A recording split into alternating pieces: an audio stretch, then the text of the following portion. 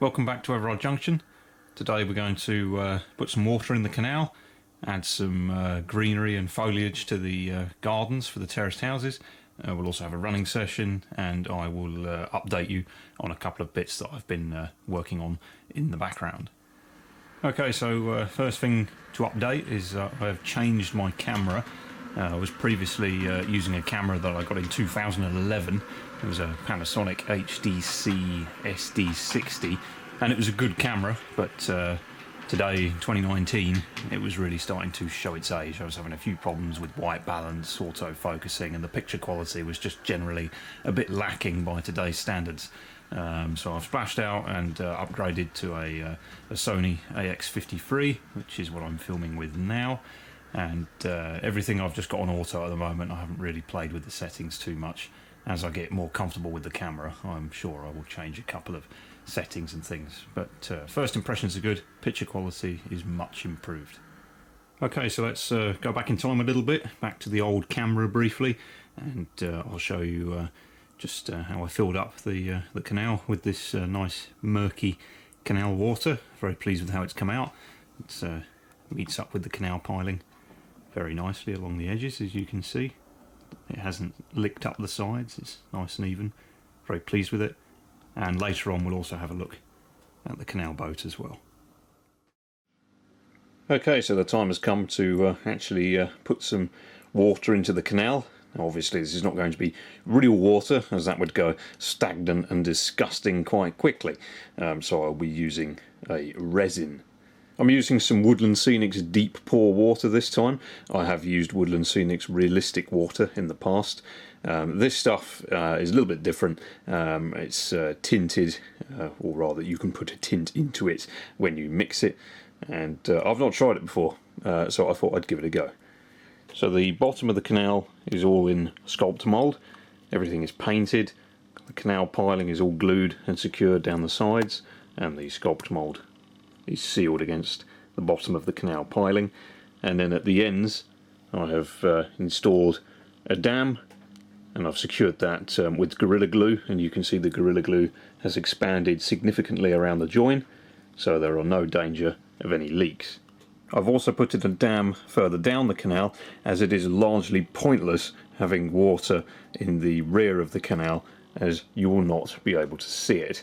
So once this is pushed back into its place, that dam will be way underneath the bridge and will be particularly difficult to see. Even so, I'm going to be using quite a lot of the deep pour water. It says you can pour it up to half an inch deep and it will still cure, so that's perfect for me. I've got 4 boxes on the go at the moment. I'll dump all of those in here, and I will almost certainly need 1 or 2 more to finish up. As I'm using a murky tinted water, there is little point in adding any detail into the bed of the canal.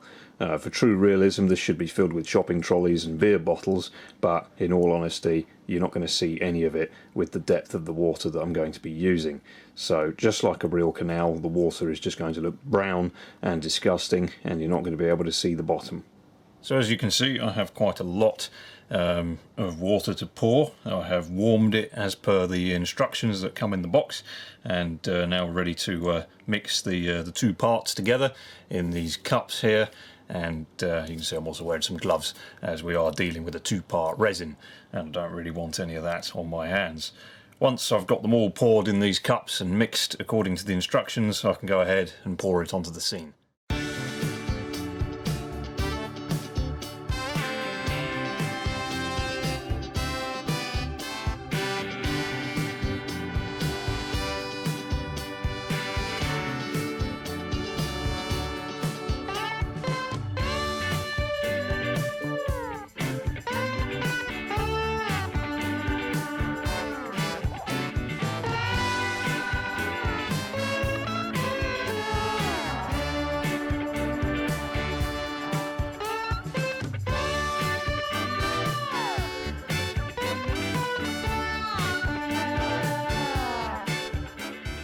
Okay, now it's time to pour the mixes in. I'll follow the mixing instructions, so fingers crossed everything works.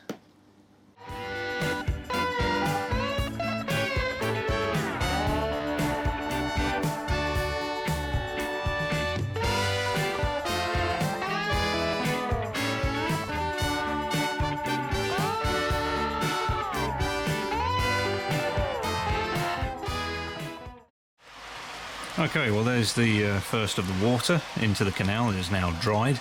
And as you can see, it's got that lovely murky brown colour that you commonly associate with a canal. There's still some more to add. I've got to put a little canal boat that I'm working on is going to go about here. And you can see I've also added a bit more detail and stuff to the bridge to try and stop the eye from seeing underneath the bridge quite so easily. But I think you agree it's certainly looking better with some water in it.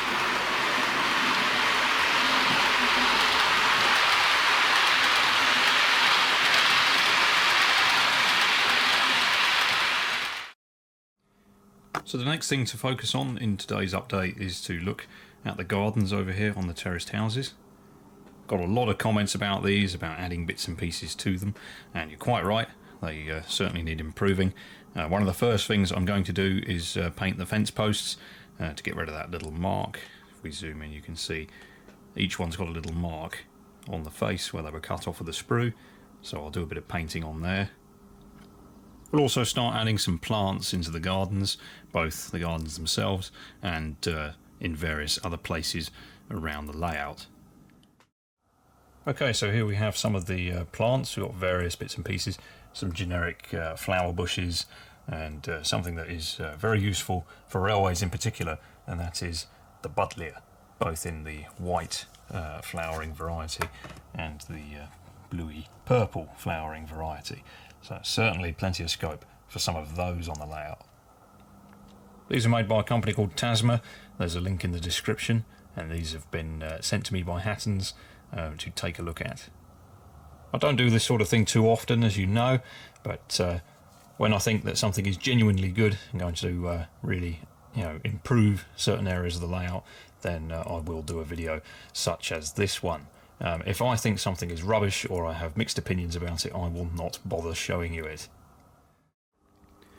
Okay, we've got some of these out. These are the hydrangeas. They come on these little pieces of foam. It's worth pointing out that the pieces of foam are glued in to the containers that they come in. It can be a bit difficult to pull them out, but it's certainly the way to go, because if you pull them out like this, you can just put them at the side of the layout and then carry on working on the scenery. There's one of them there. Very nicely made. You can see there's some leaf detail and the flowers as well on the plant. And then at the base it's just a piece of thin wire. So I should be able to just pierce a small hole in the sculpt mould and plant these in the gardens.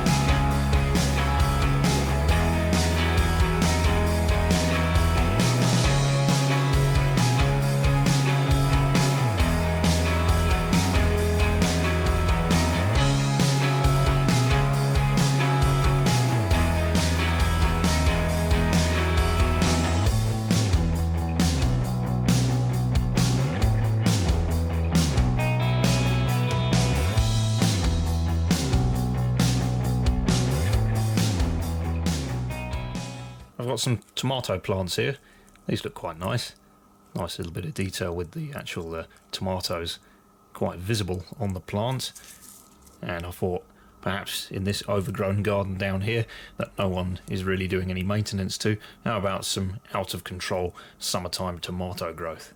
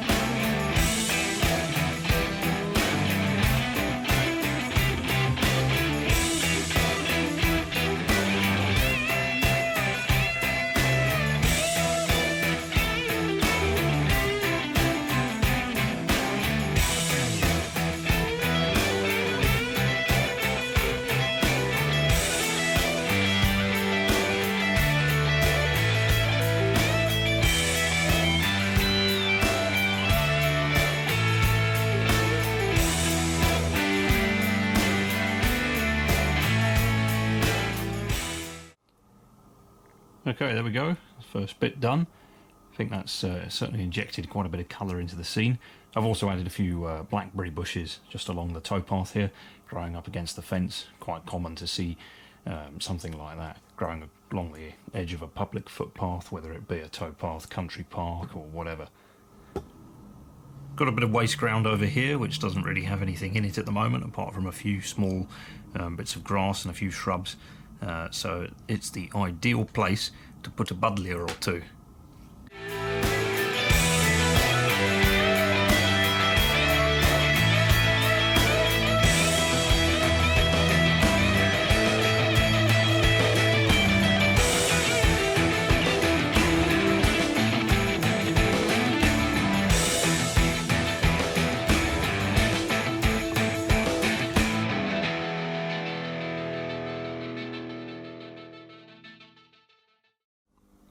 I've been adding some final details to the gardens, and I've added something that a number of people suggested, which is an excellent idea, and that is a paddling pool. I've just filled it up with some PVA glue, which will eventually dry clear.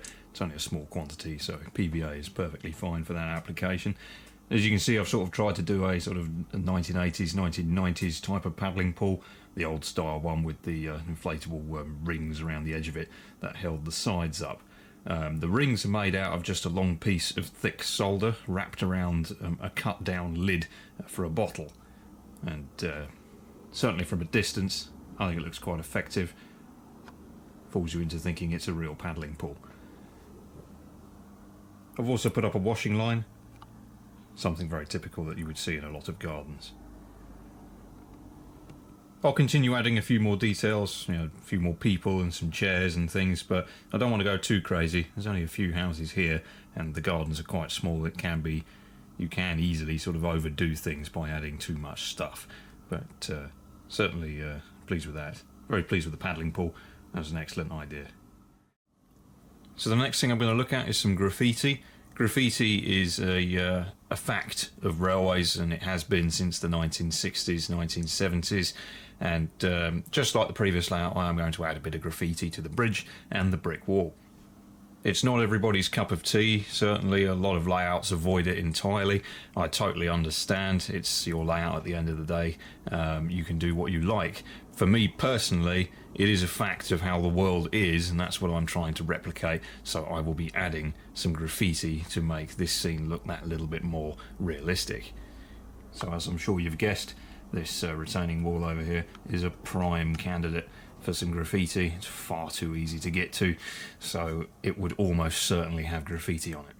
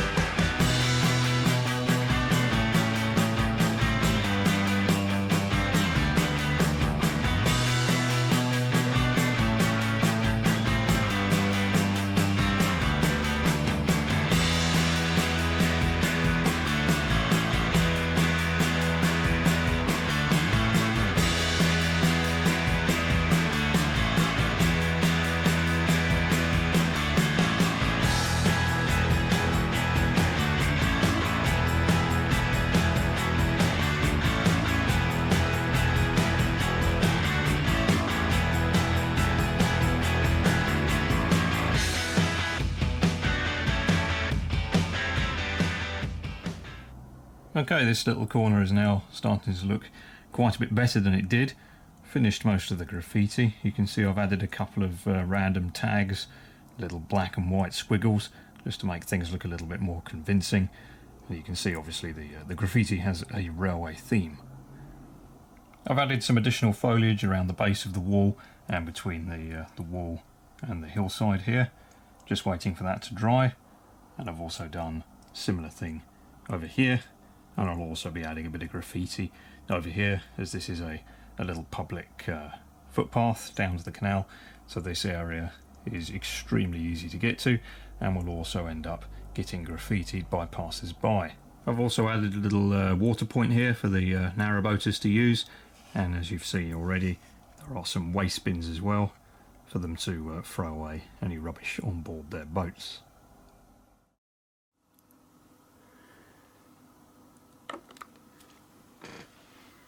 So here's the canal boat. It's just something I've been working on over the last couple of evenings during the last week. It's scratch built from plasticard, and I've done a reasonable bit of research into canal boats and tried to incorporate some of the features that you would typically find on a canal boat. So I've modelled a trad style canal boat with the traditional layout where you have a saloon at the front, and then your sort of kitchen, dinette sort of area, toilet, bedroom, and then perhaps a boatman's cabin at the back for the engine. I think it's about 57 feet long if it was a real canal boat, and I've also represented a few other details like the gunnels along the side, where you would perhaps sidestep your way along if you were in a lock. I've also got an exhaust there for the stove that you might find fitted in the saloon area, and then there's also some posts to allow for mooring, and I've also got one at the front of the boat as well.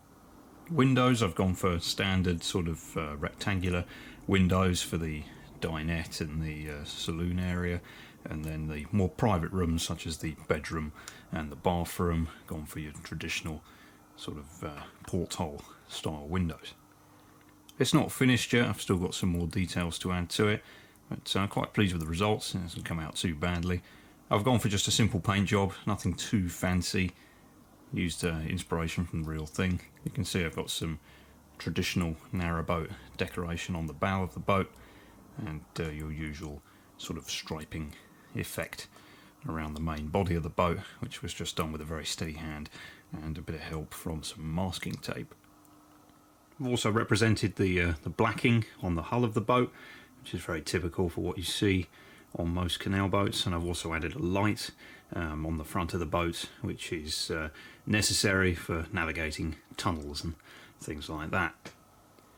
So I'll add a few more details to it. It needs plenty of ropes, perhaps a few odds and ends like storage boxes and things, and of course some people working the boat. I may change the hose I've got on the water point connected up to the water point. I could even have somebody using the bins. We can create a little bit of a scene there, as if the owners of the boat have just pulled up to resupply. I've also got some poles just mounted on the roof at the front of the boat, which are used to push against the side of locks and things like that to keep the boat safe and push it around basically by hand for basic manoeuvring when stationary. I've also made sure that the sides of the boat do extend slightly higher than the roof, as you can see there. That is another thing I noticed when I was looking at the canal boats. The sides of quite a few boats tend to rise up over the roof to act as a sort of gutter, so that any rainwater runs down the length of the roof and then drains off in the corners at the bow or stern of the boat. So it's not modelled on any specific boat, and it's probably not 100% accurate, but I have tried to incorporate a few basic canal boat type things into it, make it look reasonably convincing.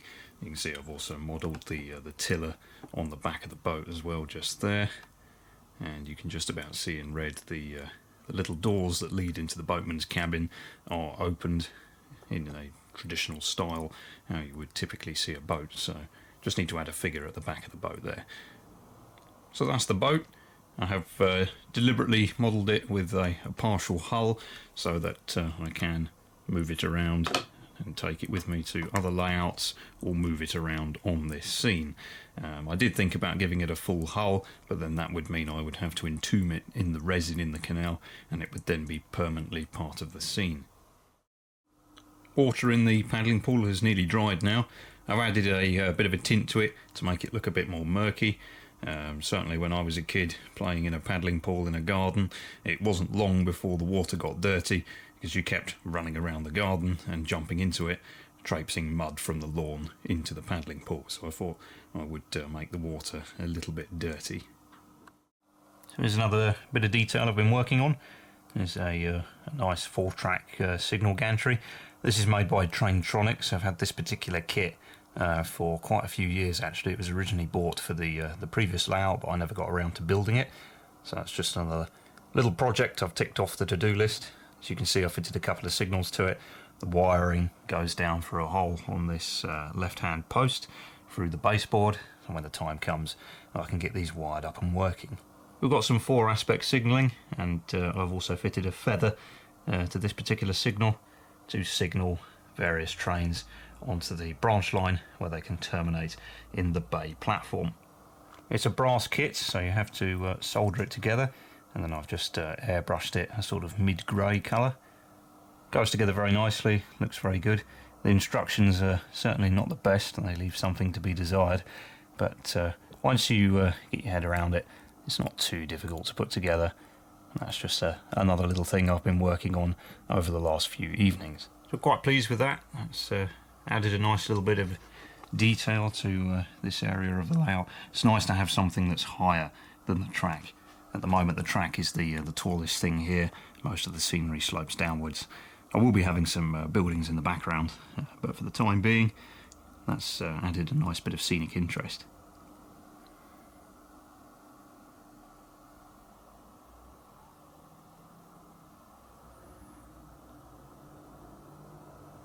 Something else I've been working on is a bit of detail to the point work. So in the previous video you saw that I added some dummy point motors to the points, and now I'm just adding a bit of rodding and a few other bits and pieces to try and make the points look that little bit more realistic. There's obviously a fair bit of hardware associated with point motors in real life to move the points one way or the other. So this is certainly not 100% prototypical or accurate, especially as the Pico point geometry is particularly short when you compare it to point work in real life. Even if you're using the long points as I am here, real points are typically way longer and they'll sort of end about there. So you are limited when it comes to doing the detail for the point work, but I have at least tried to represent the back drive and some of the rods coming out of the dummy point motor just there. It's a slow fiddly job, but luckily I don't have too many points on the layout, so slowly but surely I'm working my way around and I will add it to the others, such as these ones over here. Well, that concludes most of the work I was going to show you for this update. This area is now starting to look quite good. I'm quite pleased with it, and there is still a lot to do. It's by no means finished, but I think it's reached a point where I can at least leave it and move on to another section of the layout. So this may stay like this for some time. I might add a few more bits and pieces to it, but other bits of the layout are calling. You can see obviously other areas are very, very bare and there's nothing going on. So I think that's an acceptable standard for the scenery here, and I will move to another part of the layout for the future videos. So I've given the track a good clean, and I think now it's time to have a nice afternoon running session.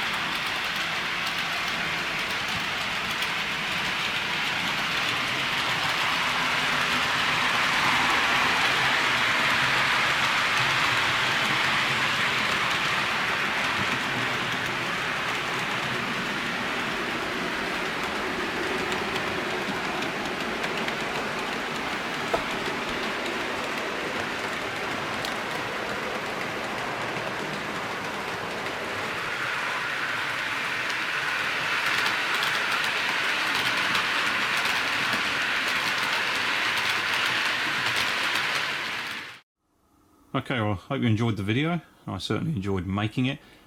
Quite a few things covered in this one. Got lots of little details added to the area that I've been meaning to do for a little while.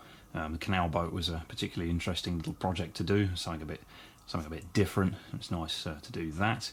Very pleased with the plants that I fitted to the gardens, as you saw earlier.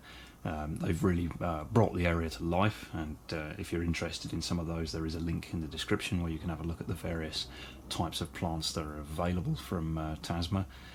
And with that, I shall leave you there, and I'll be back as soon as I can with the next video. And as always, if you need a further fix of 1980s model railways, then feel free to check out Dave over at Dean Park Station. There's a link on the screen for